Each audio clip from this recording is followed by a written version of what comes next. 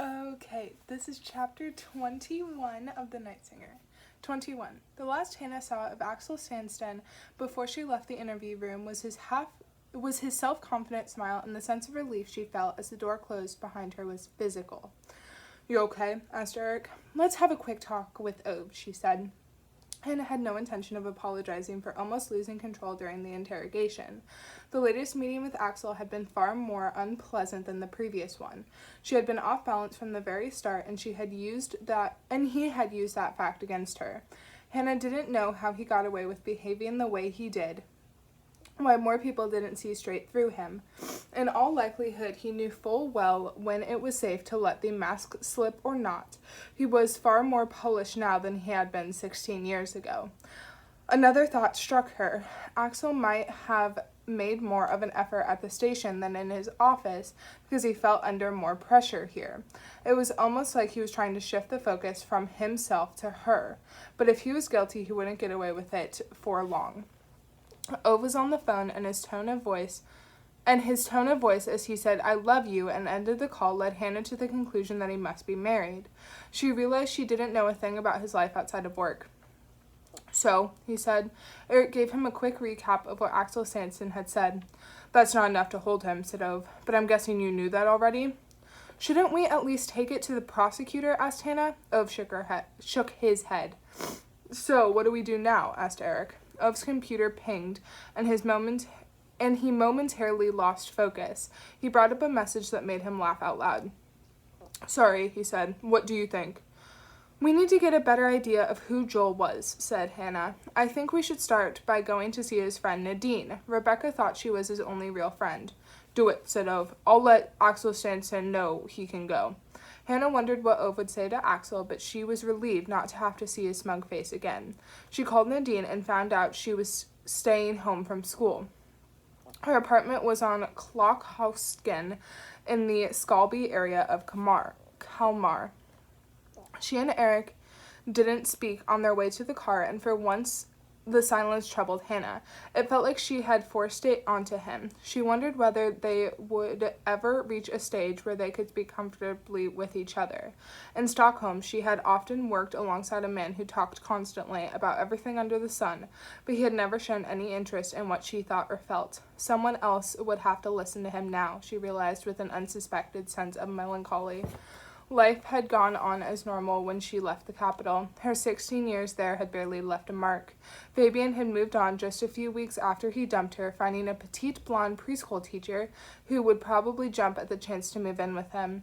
Hannah had bumped into them once outside the station. Her father had died the very next day, and she had immediately known that she would have to return to Guardby alone to sort everything out. Back in Stockholm, Hannah had barely socialized with her colleagues. She had gone for the occasional beer with them after work, but always as part of a group. She didn't want to live like that anymore. She was desperate to build relationships with people, but it was like she didn't know how.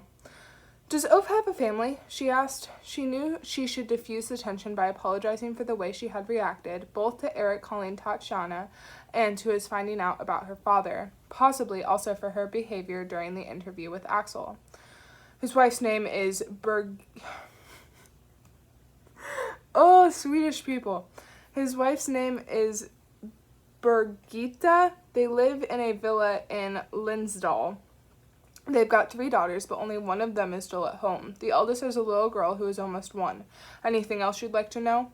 Though she didn't know why, Eric gave her an amused glance. "Thanks, that'll do." As they drove over to Skalby, he told her a little about the other members of the group. Amar had a wife and 2 small children, the youngest just a few months old. He had performed at the Park Hermina comedy evening once, representing the local talent, and the top brass had been annoyed that he joked about life in the police force.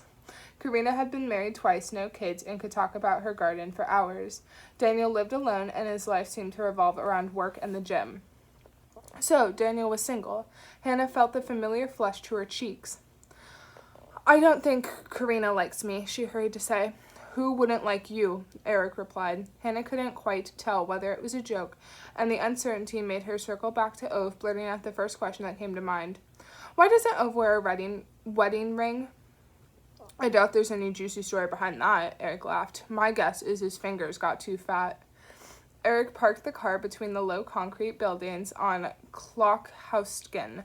Nadine answered the door wearing a pair of sweatpants and a ripped t-shirt. Her forearms were laced with scars. Most looked old, but a few had fresh scabs on top. A couple were also considerably bigger than the rest.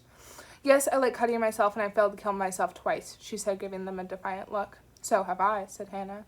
Nadine turned around and walked into the apartment. If I'm going to talk to you, I need to smoke, she said, leading them out onto the balcony. That's so the cat can't jump off, she explained when she saw them studying the netting around it. Guess he's a bit suicidal, too, she added with a smile. On the small, rickety metal table, there was an overflowing ashtray. Nadine sat down and lit a cigarette. She held up the carton to them. Either of you want one?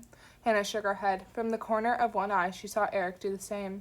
He had probably never smoked in his life. She herself had given up when she applied to police college, though her smoking career had only ever amounted to the cigarette she had managed to bum at parties. She had never been able to afford them herself. There was only one free seat, and Hannah took it.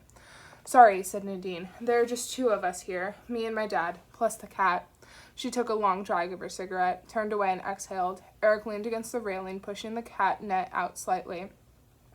What can you tell us about Joel? He asked. He was perfect, said Nadine, her eyes welling up. Smart, funny, considerate. Not like all the other idiots in this dump. Were you in love with him? Asked Hannah. Yeah, for a while, but I got over it. He never felt the same way about me. Hannah got the impression that she wasn't over it at all, though there were so many things that seemed confusing after a person died. Do you know who did it? Asked Nadine. I'm afraid we can't comment on the investigation, said Eric. Sorry. His dad's an asshole, said Nadine. Why do you say that? He used to beat up Joel's mom, and he's so fucking slimy and manipulative. Did he ever do anything to Joel? Asked Hannah. Other than try to make him into a mini Axel, you mean? No. How was Joel doing? Eric spoke up. Nadine took another drag of her cigarette and then slowly blew out the smoke. This time she didn't bother turning away. So, she said. It was like he couldn't get into his thick head how great he was. What was making him feel so bad? Everything, nothing, Nadine replied, looking Hannah straight in the eye. Do you always know why you feel like crap? Hannah shook her head. She got the impression that Nadine knew far more about Joel's state of mind than she was letting on. She also knew that there were certain things that would need time to come out naturally. If they put too much pressure on Nadine now, she would probably clam up. Hannah took out her phone and showed the teenager the picture of the blonde woman she had taken at the rest area. Do you know who this is? Nadine studied the image for some time. Don't have a clue, sorry. Do you know if Joel had fallen out with anyone? Asked Eric. Other than his dad, no. Hannah nodded toward the cigarette, and Nadine lowered it to the ashtray and tapped off the ash. We most likely talked about the future, she said, what we were going to do once we get out of here. And what was that? Hannah shifted on her uncomfortably plastic chair. Whatever we wanted, said Nadine. We'd finally be free. It's like people around here are allergic to anyone who sticks out. What stuck out about Joel? There was a flash of something in Nadine's eyes. She took another drag of her cigarette before she replied. He wanted more from life than playing soccer and floorball, drinking beer, and driving a tractor. Did Joel have any other friends? Lena, I guess. She's a year younger, but they're neighbors. Were neighbors? Nadine looked straight at Hannah, and the girl's grief hit her like a wall of hot summer air. Where did Joel get his hash from? Asked Eric. An old classmate, I think. The kind who likes beer, soccer, and tractors. The last day, Joel gets off the bus in Farsten and jealously watches all the people heading off in different directions. People who know where they're going. He has to learn a poem by heart for his Swedish class on Friday, and he has been trying to memorize Karen Boy's In Motion. It's going so-so. His days are so far removed from the ones she writes about, where the way is the labor's worth, where a new day shows its light. Maybe he should find another poem, but that would require energy he doesn't have. All Joel wants is to go home, slump onto the sofa, and watch Netflix, eat toast, and drink chocolate milk. He is halfway through a documentary about those idiots who genuinely believe the earth is flat, the Flat Earth Society. Listening to their arguments and excuses for the results is incredible. One of the men involved actually had to cut all ties with his family because they argued so much. But Joel can't go home yet. That's the downside of having a mom who works from home. The school day isn't over yet. His phone makes him uneasy, but he pulls it from his pocket anyway. He doesn't have enough battery to watch Netflix, and he forgot to bring a charger. He hasn't received any more death threats. Joel starts walking toward Oland's Copstead. It's a pathetic excuse for a shopping center, but he can kill a few hours there before catching the bus home. He doubts his mom knows his timetable that well, and if he has to, he can always say that his last class was canceled. There is a slight risk he might run into Petrie. The carpentry firm where he works is just behind the shopping center, but he thinks his stepfather is on a job in Costellosa today. Besides, he isn't too worried. It happened once before and Petrie didn't snitch on him. His hand reaches for his pocket. You're fucking dead. It's you or her. Should he reply? No. The idiot can write whatever she wants. Oh. He wasn't expecting this since last week. I didn't realize that the person who threatened him was a female. Okay. Joel cuts across the parking lot and hears a couple of guys making their way back to their car, talking about what they are doing during the weekend. They must be at least 30, and it's insane that they haven't gotten further in their lives. They're talking about beers and babes and what happened in high school. Joel refuses to end up like them. He needs to get away, go somewhere else. The only problem is he doesn't know where. Once he finishes high school, he'll move to Stockholm and find a job. Maybe he'll keep studying, but how easy will that really be? The sign for the supermarket makes his stomach rumble, but he doesn't want to waste his last few core on food. It's only been a few weeks since he got his monthly pocket money, and he has already spent most of it on sketchbooks, charcoal, and hash. His thoughts turn back to the message. Is he wrong to be taking it so seriously?